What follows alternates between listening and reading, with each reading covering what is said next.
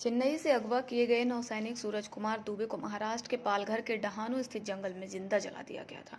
आपको बता दें कि उपचार के दौरान बुरी तरह से झुलसे जवान की अस्पताल में मौत हो गई। मामले को लेकर रविवार को पालघर पुलिस अधीक्षक दत्तात्रेय शिंदे ने बताया कि झारखंड में रांची निवासी दुबे कोयम्बटूर के करीब INS अग्रणी पर तैनात थे। नौसैनिक की हत्या के आरोपियों को पकड़ने के लिए पुलिस के 10 अधिकारियों के नेतृत्व में 100 पुलिसकर्मियों की टीम बनाई गई है। शिंदे ने बताया कि सूरज कुमार दुबे के पास 3 मोबाइल नंबर थे, जिनमें एक के बारे में उनके घर वालों को भी जानकारी नहीं थी। चेन्नई से 1500 किलोमीटर दूर पालघर तक सूरज को कैसे लाया गया, इस बात की जांच के लिए रास्तों की CCTV फुटेज को भी खंगाला जा रहा है।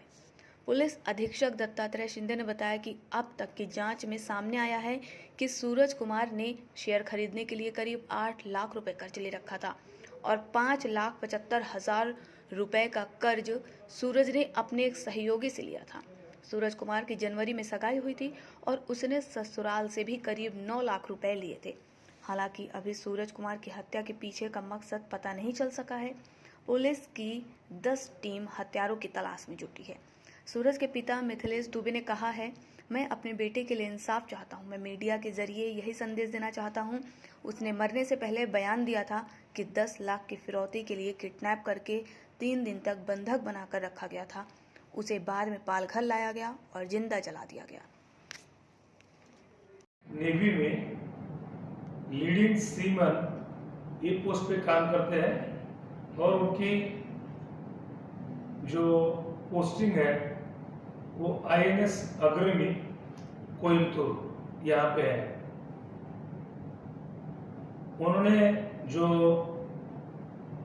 बयान दिया था उस बयान के मुताबिक पहले शुरुआत में 307 और आर्म्स एक्ट का अपराध दर्ज हुआ है, तो बाद में उसको 302 सेक्शन ऐड हुआ है।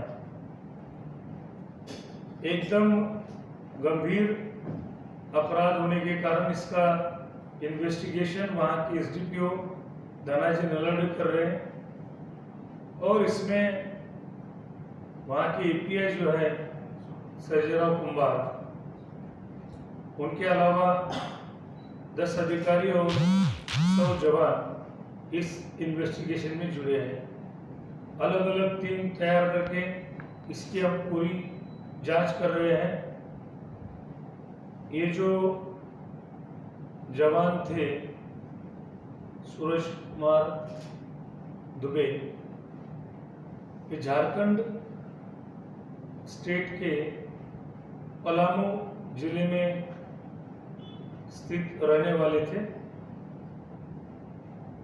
उनकी शुरुआत की ट्रेनिंग के बाद मुंबई में 2019 तक उनकी पोस्टिंग थी और 2019 से अभी वो INS अग्रणी में काम कर रहे हैं। उन्होंने जो बयान दिया था उसके मुताबिक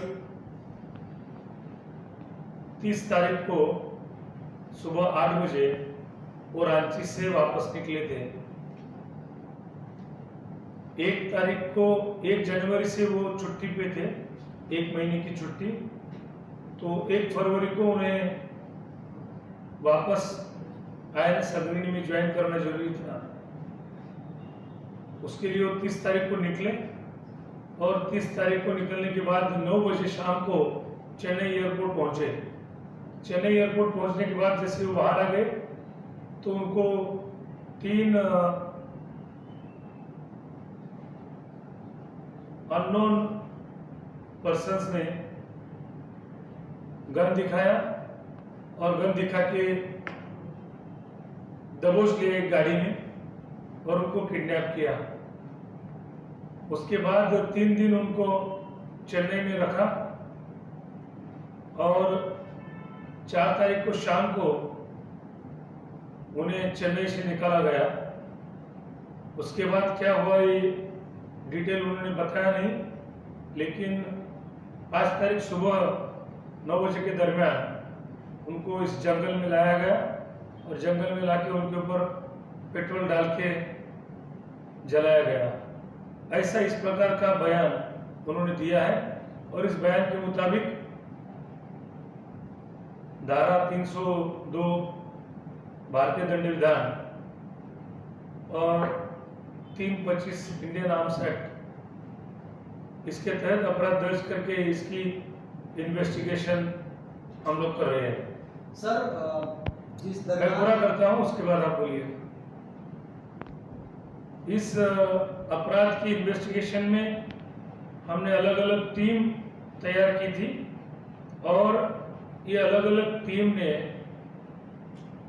इन्वेस्टिगेशन किया है, फैमिली के साथ इंक्वायरी किया है, उनके बैचमेट्स, उनके ऑफिसर्स, INS अग्रणी के कमांडिंग ऑफिसर, INS अश्विनी के मेडिकल ऑफिसर्स,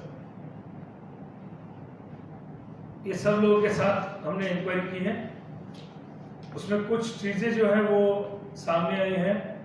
शुरुआत में जैसे ही 31 तारीख को उनका फोन स्विच ऑफ आया तो पिताजी ने वहाँ पे चहलपुर पुलिस स्टेशन में उनकी मिसिंग कंप्लेंट दी है झारखंड में।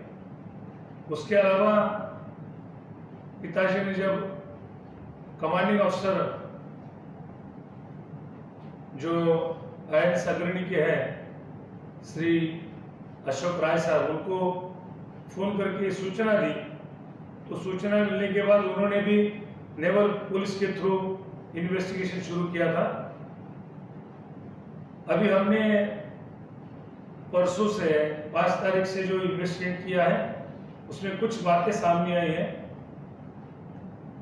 इनके जो 2 फोन फैमिली को मालूम थे, वो दोनों फोन 30 तारीख को शाम को 9 बजे के दरमियान चेन्नई एयरपोर्ट के दरमियान नजदीक स्विच ऑफ किए गए हैं।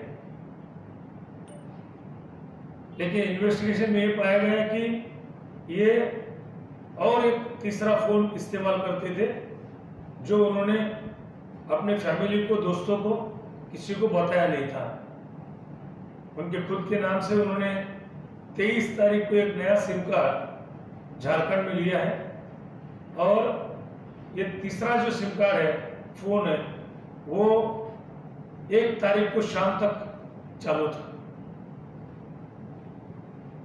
और इस सिम कार्ड की जो इसमें हमने जो इन्वेस्टिगेशन किया है उसमें ये सामने आया है कि इस फोन का उपयोग उन्होंने स्टॉक मार्केट, शेयर ट्रेडिंग इसके लिए किया है।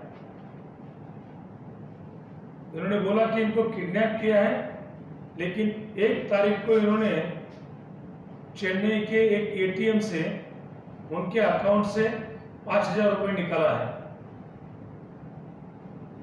और जो सिम कार्ड है, तीसरा सिम कार्ड, जो फैमिली को मालूम नहीं हुआ था, लेकिन पुलिस ने इन्वेस्टिगेशन करने के बाद जो फैमिली को मालूम हुआ तो उन्होंने फैमिली के, उनके कजिन ने, चंदन कुमार दुबे, इन्होंने उनको फोन करने की कोशिश की, लेकिन उन्होंने सही रिस्पांस नहीं दिया और उसके बाद वो भी फोन उन्होंने स्विच ऑफ किया। 2 दिन ये फोन चल रहा था। इसमें सिर्फ आस्था ट्रेडिंग कंपनी और एंजल ब्रोकिंग कंपनी, ये शेयर ट्रेडिंग कंपनी के ट्रांजैक्शंस इस फोन पे हुए हैं। इनके 2 अकाउंट है। 2 अकाउंट में एक अकाउंट जो सैलरी अकाउंट है स्टेट बैंक ऑफ इंडिया का, उसमें उन्होंने 2019 से अभी तक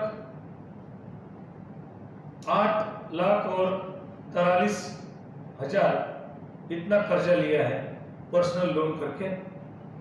उसके अलावा कुछ लोगों ने उस अकाउंट में अमाउंट्स डिपॉजिट की है और ये सब ट्रांजैक्शन जो है वो डिबिटेड जो है वो शेयर्स में और स्टॉक्स में है सब पूरा। इतना डिबिटेड है कि उनके अकाउंट में आखिरी में 302 रुपया बाकी है, जो सब ट्रांजैक्शन होने के बाद। जो मैंने बोला कि 2 दिन जो मेन 2 फोन थे वो बंद थे, लेकिन तीसरा फोन चल रहा था, तो उसमें जो ट्रांजैक्शन हुई है उसमें 302 रुपए बाकी है बैलेंस। उसके अलावा उनका और एक अकाउंट है स्टेट बैंक ऑफ इंडिया का। पहला जो अकाउंट है वो state bank of India would house road Colaba यहाँ का है, और दूसरा अकाउंट भी है वो भी इसी स्टेट बैंक का ही है, वो इंडियन नेवी के क्षेत्र का है। INS मुंबई क्षेत्र में जो SBI ब्रांच है वहां का है। उस अकाउंट में पैसा 5,000 के ऊपर था, लेकिन उन्होंने 5,000 रुपया 1 तारीख को निकाला है उस अकाउंट से चेन्नई में, और उसमें बैलेंस सिर्फ 90 रुपया है। दोनों अकाउंट का मिला के 392 इतना बैलेंस है। सभी अकाउंट्स में पूरा बैलेंस खत्म हुआ है, और मैक्सिमम जो पैसा है वो स्टॉक्स में और शेयर ट्रेडिंग में गया है। इसके अलावा उन्होंने एक उनके कलीग है जिनका नाम लेना अभी उचित नहीं है, उनसे तकरीबन 5-6 लाख रुपया हैंड लोन लिया था, जो वापस करना चाहते थे। वापस करने के लिए वो बोल रहे थे उनके कलीग, उनके सहयोगी, लेकिन ये उन्होंने वापस नहीं किया था, जिसके बारे में वो पूछ भी रहे थे कि वापस कब दोगे पैसा करके। तो उन्होंने बोला था कि हाँ दे देंगे, चेक दे देंगे, ऐसा बोले थे वापस आने के बाद। तो इस प्रकार की घटनाएं सामने आई हैं जिसमें